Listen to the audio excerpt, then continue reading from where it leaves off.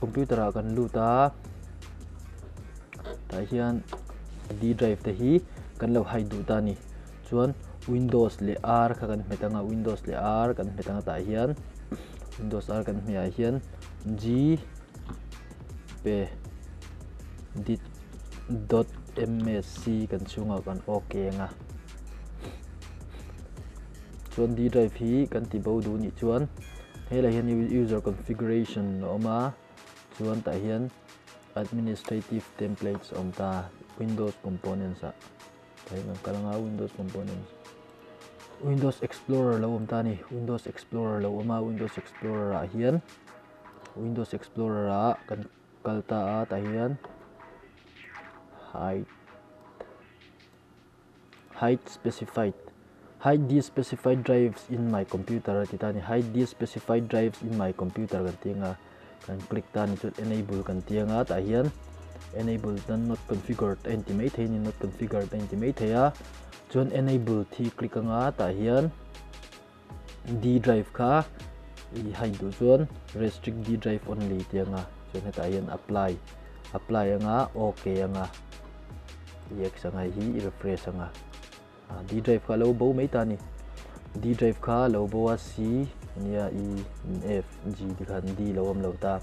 chu I da non le don chun Windows R met lenga gpedit.msc kal lenga okay click anga chuan administrative a ikal lenga chuan ta hian Windows components kal le don ta ni chuan ta hian Windows Explorer kal le a chuan ta hian Windows Explorer hi click anga ta hian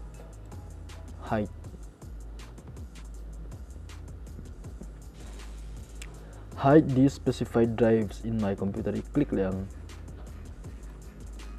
disable iti anga apply anga okay anga refresh le anga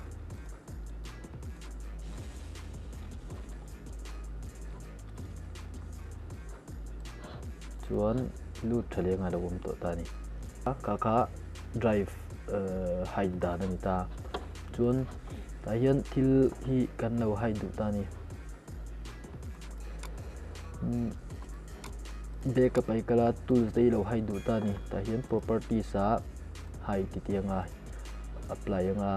apply change to these folders subfolders and files okay nga hey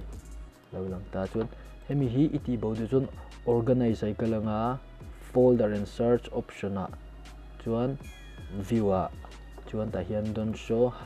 hidden files folder or drives a hian apply anga I okay nga dikhana lo bo mai don ta ni I du le huna organize ai kalanga folder and search option a view a show hidden files iti anga apply anga okay nga lo lang le mai don ta hi I du lo chuan I right click le anga properties ai kalanga hidden hi yan tikanga I apply anga okay le nga okay nga dikhan ka khalaw ni mai ta ni